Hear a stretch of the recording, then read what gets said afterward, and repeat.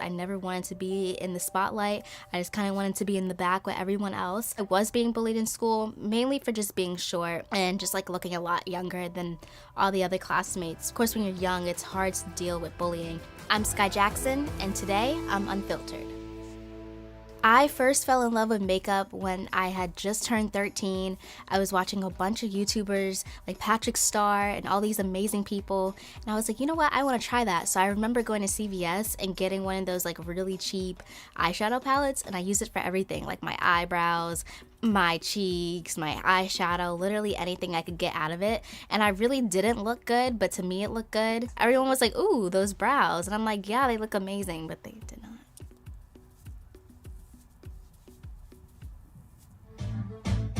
I grew up as a child model and actress. I was born in Staten Island, and I've lived in every borough except for Queens. But when I got to an age where I could speak up for myself, I really did love it. I was going through a struggle at that time, sometimes not being able to know like if we'll have money to get to a certain appointment, but I feel like all the hard work was worth it. I always just knew I wanted to be an actress. I knew just from watching different TV shows and movies, like for instance Raven Simone. When I would see her on TV, I felt like, wow, like she's a young black girl and she can do it, I can do it. And she was really inspiring for me. Drew Barrymore, I would watch her, especially like in E.T., and I thought she was such a fantastic actor. And I mean, of course, at that point she was older, but on screen she was younger, and I really looked up to her too. So I always kind of knew that's what I wanted to do. I didn't know how, but I knew that that was my niche and that I was gonna go for it.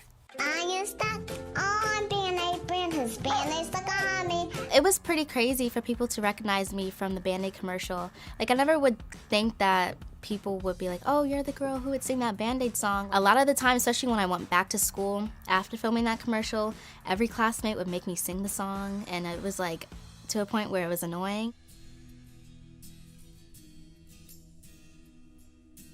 For me, it was hard to balance the two. I love being in front of the camera. I love doing my job. That was my passion.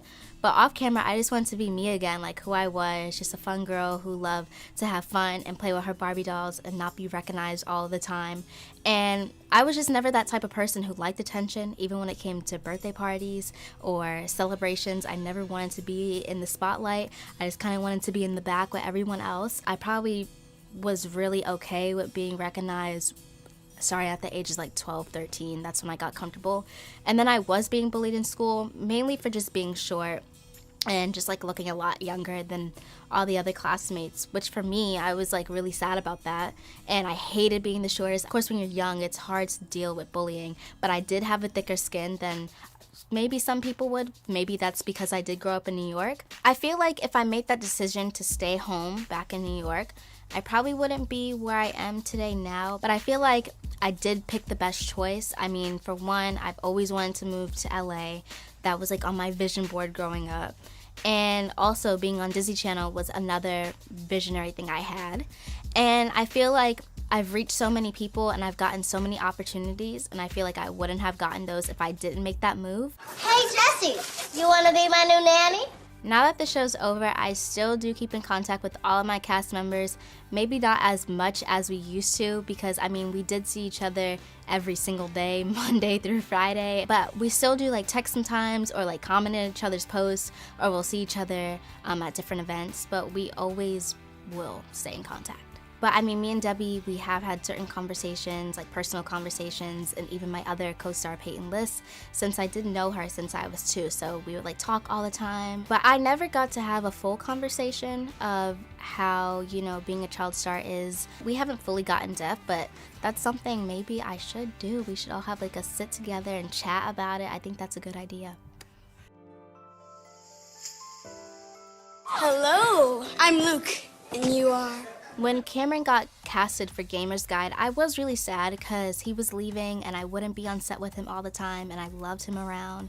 He was just like so sweet. But I was sad that it was like, okay, this like boy show on Disney XD. But then again, I was happy for him, and I didn't really take offense to it. I mean, certain boys would rather watch Disney XD than some Disney Channel shows, and I know I have a preference of things. So for me, it wasn't like, oh, that's weird, or oh, that's a bad thing. I was like, okay, cool, that's good for him. And I was really happy too, because he was still like on the same lot, so I'd always see him.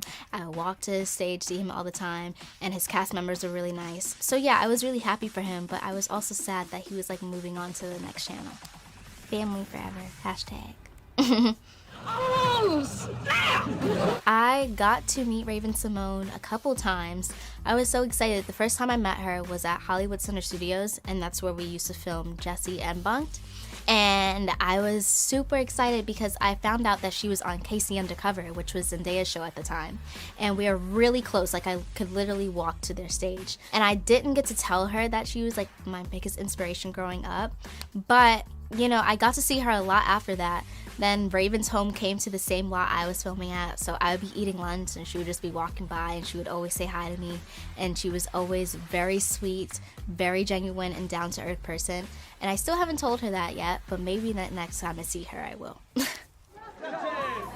So I got to meet Justin, and he was so nice. Like, the whole time he was talking to me and playing with me, and I was only 10 years, I think I was 10 at the time, and I was such a huge fan of his. I still am now, and I was so surprised. And then when he left me that note, I was so happy that like Justin Bieber snuck in my room. I was like, oh my goodness, like you couldn't tell me anything. I was so happy. I hung that sign up in school, then I took it home, and then after that I've seen him just like at different events like Kids Choice Awards.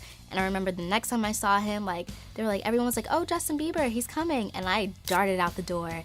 And I got to say hi to him, and he remembered who I was. I haven't seen him since, but he's such a sweet, genuine person, and I'm sure he still is.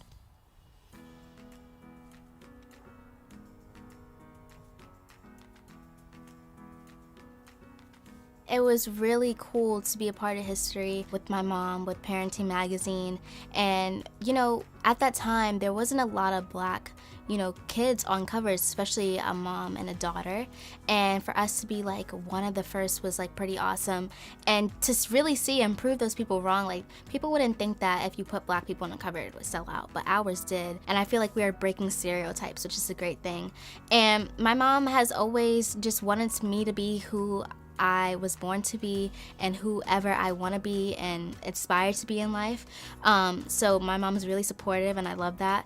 And yeah, when it comes to my natural hair, she's like, do what you want to do with it. And she always taught me at a young age to embrace my natural self and love my natural self no matter what. And I feel like I do that. I feel like it's fun to like have dress up sometimes and try like different hair, but at the end of the day, I'm happy with what God gave me with.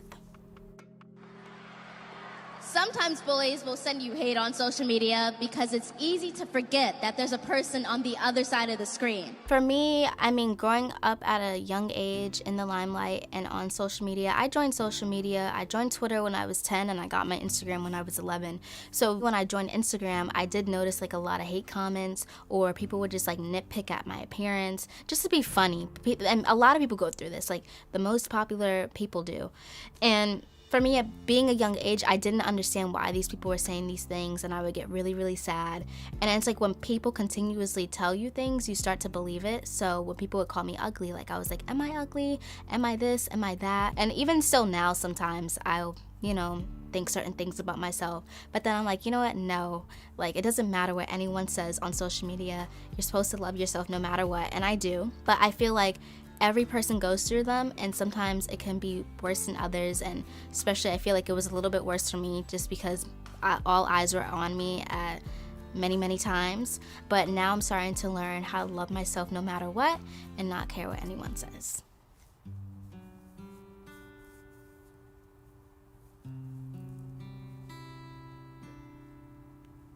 Okay, I think I'm done. Beauty has evolved for me in several ways. I feel like you don't have to just be beautiful by your appearance, just how you are in the inside. So I feel like I feel most beautiful when I don't have anything on and I'm just like myself, and I don't have to put on a bunch of makeup. But I feel like as long as you think you're beautiful, then you're beautiful.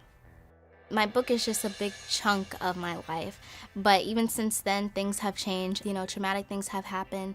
But I feel like I love my book how it is. I wouldn't change anything in it. I would tell someone, you know, it's gonna be hard, and for me it was hard, but I've gotten through my lowest moments just surrounding myself by really, really good people and strong people who will uplift me on my darkest and saddest days, which I hate having those, but everyone goes through it. And I feel like if you have a great support system, you'll probably evolve and feel better. And I have. The greatest compliment I've ever been given is that I'm just like so real, like just who I am and natural. Like I don't put on a persona. Like what you guys see is what you get. What you see on my YouTube channel is what you get. If you see me like goofing off, that's how I really am. If you see like, even when it comes to like, oh, I didn't clean my room, that's how I really am. Like I'm not a perfect person. So I like to show people that side of me, but I'm just who I am. That's it? Yeah. Wow. Yes. That was so fun.